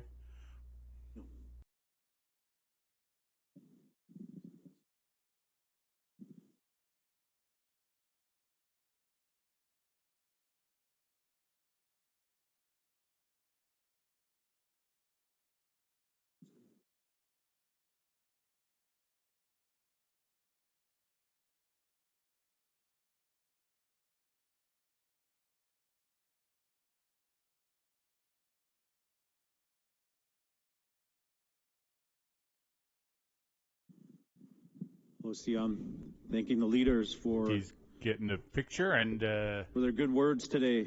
Oh, here you go. That's looks like Babylonian blue color. Patience and open heart and mind that everybody here is witnessing. Dear brother and family here, Manny Jules, had it in his heart amongst our leadership here to not only give Pierre a blanket, but to Asemko, we say in our Scotish Natrum language, is one of the highest powers of gifting to cover him in his work and his journey moving forward. Like I said earlier, thanking and acknowledging the gifts people have as leaders, which most of the time is not acknowledged in a way you would see like watching professional sports. It's a way where we walk where it's not acknowledged as much as it should be. I want to share some words on the blanket. It comes from dear brother Manny's village, the meeting of the two rivers. There's some of our spirit animals on there, reflective. Ooh, that's a nice one. Of the lands and village as well, such as a coyote, eagle. The coyote is reflective as a teacher.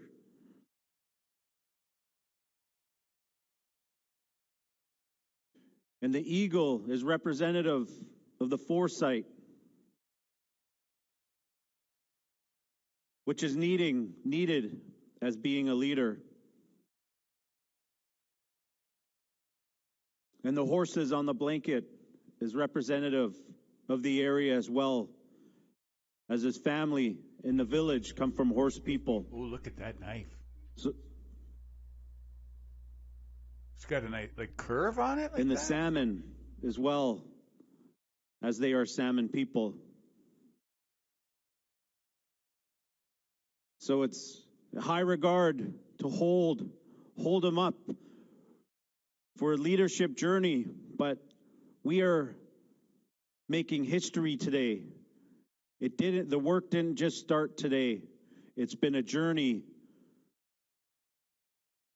from such people like Manny Jules dedicating life and his forefathers.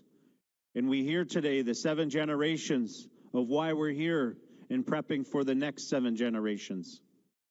I thank everyone for their patience standing so stoically up here.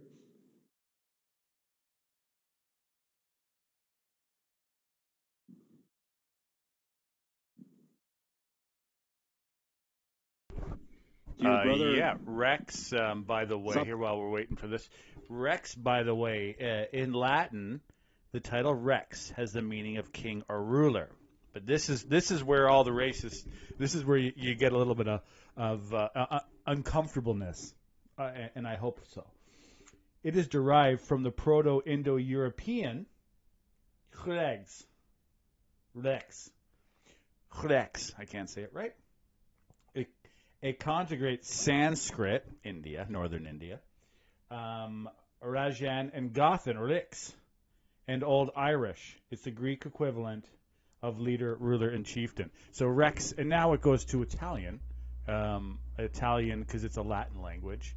But Rex is, I don't know why I'm giving everyone the blurb because I think it was in the comments, and I looked it up. It's word etymology is just one of my interesting pastimes, and it really finds you look into a word and it can tell you a lot about someone, and sometimes they're unaware of the connection of it, but usually it's like, oh yeah, it is the case. But that's the word etymology of Rex. It means king, ruler. It came from the Proto-Indo-European languages, northern India. Yeah, he probably, I think he's, it looks like, you know what, Rick? I think he looks, I don't want to say like humbled. Yeah, he does. He has a humbled look on his face. Cry, maybe. 2x4s. I only wanted 2 X's, but yeah, one was taken, of course. Yeah.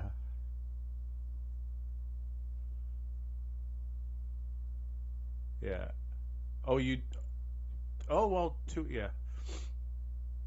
He's got the nice paddle. Bullock is going to share a celebration song, journey song, to commemorate the moment today.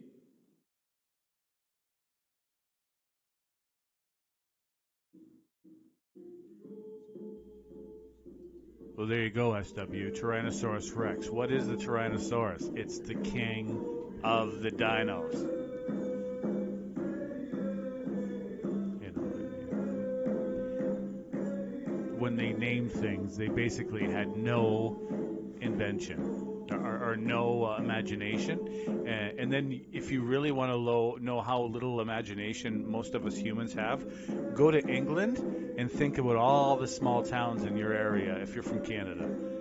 It's pathetic how we basically named either the same town new or just named it the same thing. It's like, what? I didn't realize how bad it was until, you go over to England. It's like, yeah. It's kind of in the background.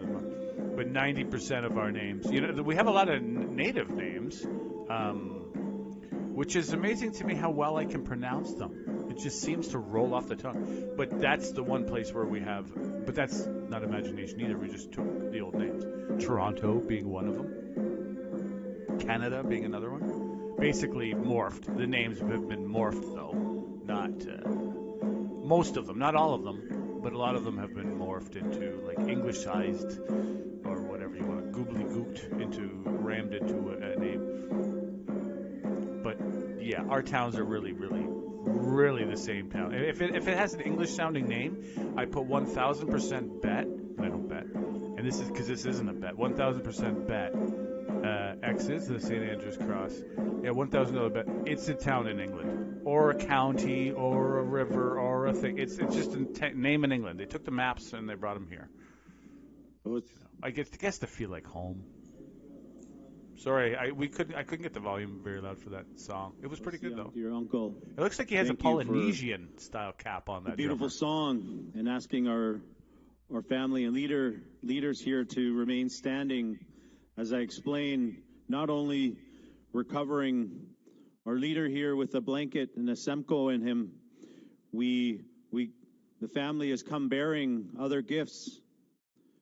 We have a dagger symbolizing and reflective of cutting of the red tape.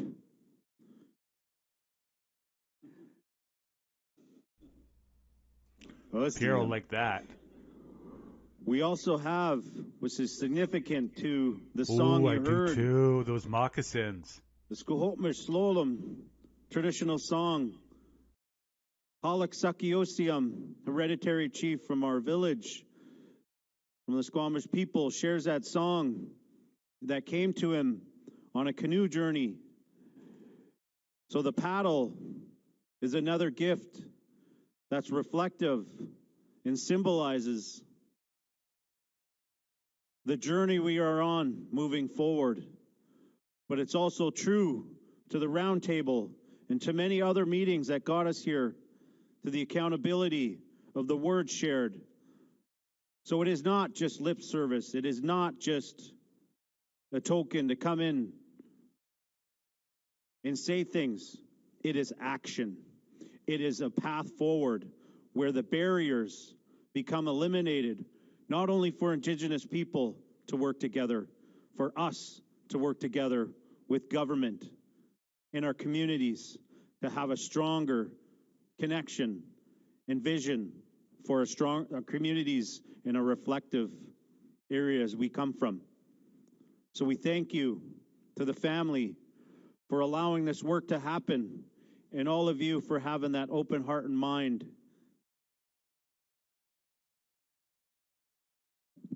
Hochigath. So as we move through the process, we want to hold up our hands to everyone.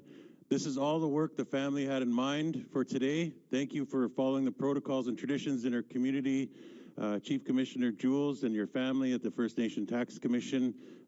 That's the work all that we've had in mind for today. So what we're going to do is close the floor now. Means the floor is closed. Okay, so while I'm looking for Pierre. So there we go. Yes, Salish. Thanks Ryan again. You hit that link, and you can buy one. The Salish cedar hat, handmade, $600 for this one at least. It's really, really cool. But there's a long history, in that site, the Coast. It's the cedar bark hat in the traditional style of the Coast Salish peoples.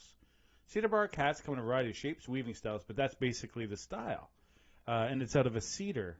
You can see, like, sometimes they dyed the wood shapes and stuff like that. But, yeah, I didn't know that. I did not realize it was a... That's what it was. That it was a Canadian tribe's hat. If that's the right term, but it is. It is. Yeah, like I said, it looks very Polynesian. But hey, I imagine the Polynesians did some traveling beyond. They were all over the Pacific, so I imagine that they did some trading around here, and the hat style somehow the fashion stayed, maybe, or it came from here and it spread out. Something like that. They made them here, and then the Polynesians were buying them, or trading or whatever. Okay, so hopefully he sits down, and I don't have to keep fast forwarding. All right, sit down, please, sir. All right, look at this big table. All right, he's talking. To provide relief for media companies, what is your response? There we go. Thank you for the question. Relief for media companies. After 8 years of Justin Trudeau, people are losing their jobs. We see a troubling trend of rising unemployment over the last 4 months. Thanks for watching and commenting. This is because of a costly coalition with high taxes, burdensome red tape, and an uncompetitive business environment. It's driving our jobs and our money out of the country to foreign nations that are prospering at our expense. Common sense conservatives will axe the tax, build the homes, fix the budget, and stop the crime. All of those things will make Canada a better place to do business. We'll also repeal censorship laws so that more entrepreneurial media businesses can start up. We see great media enterprises starting grassroots from the ground up, but they need to have the freedom of expression of the internet and an open democracy in order to do that. And that is why we will move quickly in the early part of my term to repeal C11 and other censorship and put Canadians in charge of what they see and say online. Thank you. Thank you. Next question.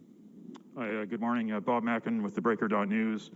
I wanted to ask you a question about gatekeepers from a different perspective. The gatekeepers, the people that are behind government offices that spend tens of millions of dollars, if not hundreds of millions of dollars a year, keeping public records secret, delaying the release of public records, keeping them away from the public that pays taxes for the public records about how their government operates, and us in the media. Information Commissioner Carolyn Maynard has called the system broken, and she's called out the Trudeau government for not upholding the law. And of course, we know the Prime Minister promised in 2015 disclosure by default. It hasn't been that way. There's new stats out this week about the immigration, finance, and health departments being among the highest blown deadline rates, and how finance and environment have among the lowest full disclosure rates of documents. And meanwhile, there's also the $700 million or so that are spent every year of tax dollars to administer the House of Commons, which is not covered by the law. Very little information, relatively speaking, is released to the public that owns the institution. So if you form government, will you fix the access to information system? What would you do to fix it? And will you add the administration of the House of Commons to the access to information law? Thank you for your question. The first question was, will we fix the access to information system? Yes, we will. We will speed up response times. We will release more information. We will give the commissioner more power to override the gatekeepers within the government and favor transparency over secrecy. The second part of the question, I think we need more automatic disclosure from the House of Commons and the Senate rather than ATIP. ATIP is a very bureaucratic system. If you apply ATIP itself to Parliament, what you'll end up doing is adding a massive new bureaucracy that has the same obstacles that would bring the same obstacles into the parliamentary spending that you already see in other government spending. So instead of that, I think we need to do is more proactive release of the expenses and the decisions of the parliamentary precinct, so you have it by default. After 8 years of Justin Trudeau, we see more corruption. The access ATIP is ATIP, access to information and privacy online request. The government of Canada has launched a new service. This was not too long ago. To submit ATIP online. The service helps search for all 265 institutions. So that's basically what it is. Journalists and lawyers and highly interested individuals with extra cash.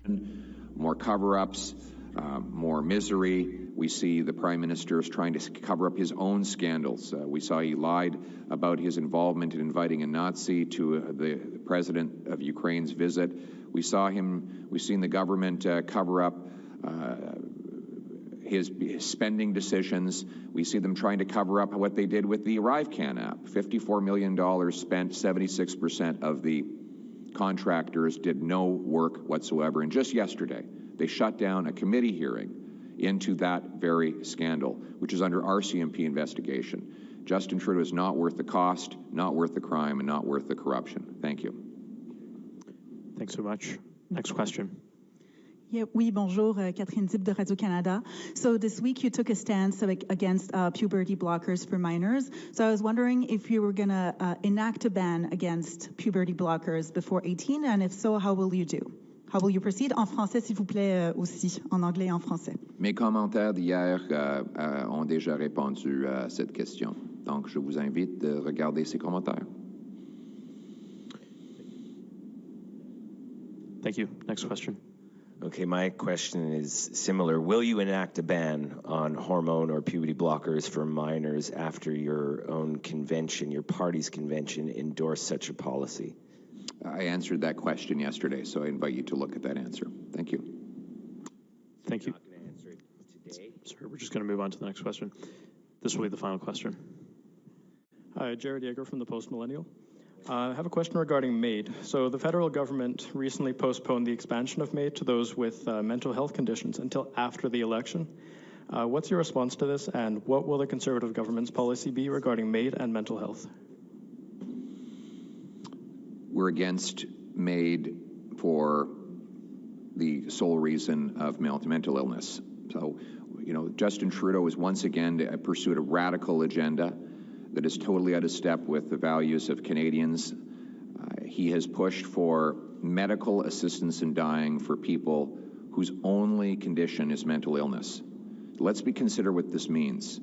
If someone is mentally ill, they have no other ailments.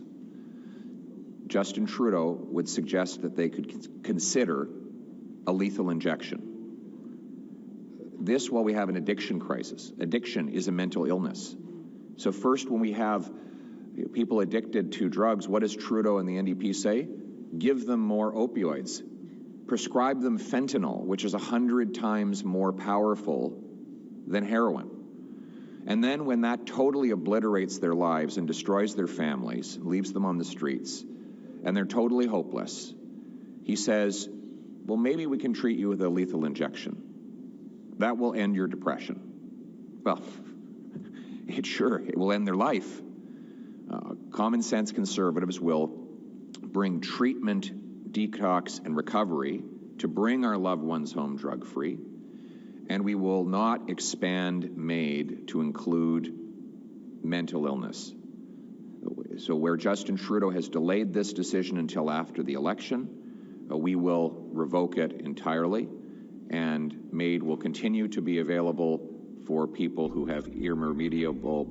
I'm a big advocate. I think that we need to bring back the sanitarium. Now, everyone's going to freak out. The word is awful. But a newer and better sanitarium, because everyone who was alive who ran the last ones is no longer with us. And, a nicer, better place where we could treat addiction, focus on it. Homelessness / addiction is usually go hand in hand. I just think that we need to do a large shift, because it's other countries that are now in the game that are attacking us. It's not actually necessarily the people. The people are victims of their own fault to an extent. But what's happening is it's more than just that. There's outside influences outside of this country who are intentionally trying to wipe percentage of our population out. It's a form of warfare. And, you can't name one country. Some of it's just pure greed, which is the old cartel, just pure greed. And then there's also, now we have the secondary. There is an ideologue behind the sale of the dumping of these drugs. So this is a part of it.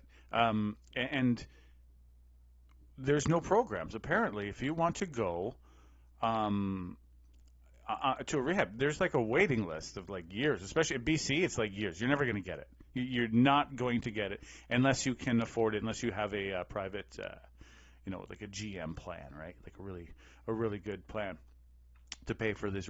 It just ain't going to happen. So there's no hope that the government will even have a spot to save you, to help you out, right? It's made. This is what's the problem here. They're not trying to fix the problem. They're just saying, well, there's not much work. So this is a better answer, because there's not, and no one's saying this out loud, but it sure as hell feels like it. They're write-offs. But this is the problem. Just to educate someone to the level of grade 1, you know how many millions of dollars it costs just to get someone to grade 1? Millions. Now, you bring it in, they don't have these millions of dollars. You have to train them up to this level. So someone with a grade 3 education, 1-3 education, is got millions of dollars. And then basically, like, I look at it as in dollars and cents to make it sense to me. You've just thrown away an investment that you've had to, by law, put into a person because you don't have an answer to, because you don't want to spend the extra money to get them off. Because one problem with rehab so far, its failure rate is huge. It's only like maybe 30% get drug free for more than a year after this, especially the hard drugs. 30%, that's it. So the numbers are down because we don't know how to do it yet. But that doesn't mean we should stop. I have a different idea of how to do it. I personally, gave up cigarettes, drinking, most cursing, and I have a different plan. You can buy my book. But I have one idea. I think that we need lots of ideas and we need lots of government money to get this number up to beyond 30%, so it looks like a feasible plan, instead of just writing people off by the millions of dollars of investment already into these people. It just makes no sense to me that, and there is a lot of work demand in this country. We have so much construction work that needs to be done, needs to be taken care of, but we can't find it because there's like, how many encampments in Halifax, in a small city of Halifax? Just like, someone said 30 encampments? What the is going on? And at the same time, we have a housing construction price, and all these companies are looking for labor. So, a lot of construction work, it takes sweat, determination, and about 3 months of training, on-the-job training by like kind of an apprenticeship. You know what I mean? You're working under a guy until he's confident that you can do the job without him over breathing on your neck. And that's a great job for a lot of these people that are getting off of the hard drugs. To me, it makes sense. But that's not the system we're in now. It's system, if you have a record, I imagine, that you're not even getting jobs. Even in construction now, I heard this one guy said he couldn't get a job in construction because of a record. Now, I don't know what his record was. It was probably pretty heavy. He had neck tattoos. But to me, construction, who gives a crap? I don't care if the guy's a criminal beside me. Can he lift that beam and hold it? Usually a guy with a neck tattoo can, And the guy who's got no record, perfect Poindextery grade, he is not the guy I want to work with. He's just not, doesn't have the physical capability. He does his exercises every day, but they ain't the same as construction exercise. So that's my rant for the day. Trudeau looks in the mirror every minute. It didn't help Canadians. Did he? That's good. People PP support the MGTOW website. I don't know what that is. Has a contribution of 72%. Oh, that's nice. That's nice. Pierre Poilievre support the MGTOW. That's good. And I'd like to see both ways because there's a lot of it's a silent though. The Kens, right? The Kens are also now, of course, the number's much smaller, but it's increasing nowadays. What is that guy said? He ripped the man up and you can turn him into a hat. That's not new. That's a very old saying. But I don't know that's MGTOW. Conditions, health conditions, physical health conditions as it is now, but it will not be expanded to include mental health as a sole reason for the lethal injection. Thank you. Merci beaucoup. I'll just wrap up by thanking all the participants here today. What a wonderful ceremony. I'm deeply touched by the ceremony that you bestowed and the wonderful treasured gifts and memories you brought. I particularly like the traditional Indigenous dagger with which we will be cutting the red tape. I think that's going to be, maybe we'll bring it to Parliament Hill to actually do it physically and literally. You'll be there for that. And you know, some people might conclude by saying, well, can these communities really manage the power of revenue collection? Well, listen, first of all, I can say the governments that we have at all three levels, municipal, provincial, and federal, are wasting way more money than the Indigenous governments ever would. And secondly, I would say, look at what Indigenous governments are doing. Look at the example we heard today of small investments leading to massive growth. Look at what the Tsuut'ina have done. I talked to investors in Montreal, say they were going to invest in Calgary, but they found the business environment on Tsuut'ina nearby was far better, far easier to deal with these Indigenous leaders there than with the city government in the city of Calgary. Look what the Squamish are doing with a 6,000-unit condo building on 10 acres of land. It's in Vancouver, but thank God they didn't have to go through Vancouver City Hall.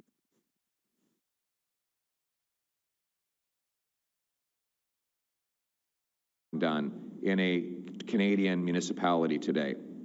Look at what is happening with the Osoyoos in the South Okanagan, with the businesses that Chief Louis has started. Look at the Meticton Indian Band, which has bought beautiful housing developments with 99-year leases that retain Indigenous control but allow for revenue streams and more housing for our people. Never heard of it. It's becoming increasingly clear that Indigenous governments are better run than municipal, provincial, and federal governments, and more competent, more forward-looking. And I think they are going to be the centers of wealth generation and opportunity that could inspire better government for municipal, provincial, and federal administrations. And boy, do they ever need improvement. Our governments are misrun, are mismanaged, incompetent, and that needs to change. So it's about getting back to the common sense of the common people, united for our common home. Your home, my home, our home. Let's bring it home. Miigwech. Thank you. Thanks again. That was fun. What an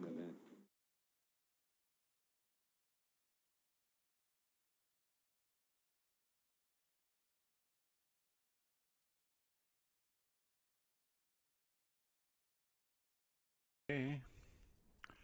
Okay, well, then next we're going to go see what's going on in the House.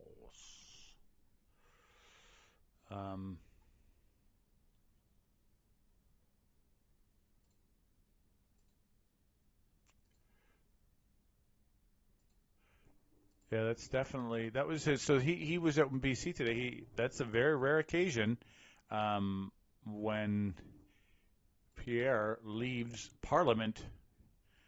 It's one good thing. Oh, there's a freshwater bill here. Environment is looking into freshwater today. It's just environment and sustainability. Canadian Water Quality Association will be there. Aqua Action. Yeah, a couple nice things. There's lots going on right now. In camera.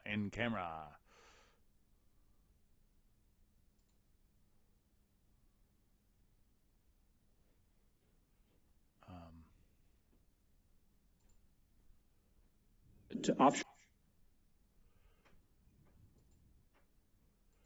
Yeah, definitely lots happening.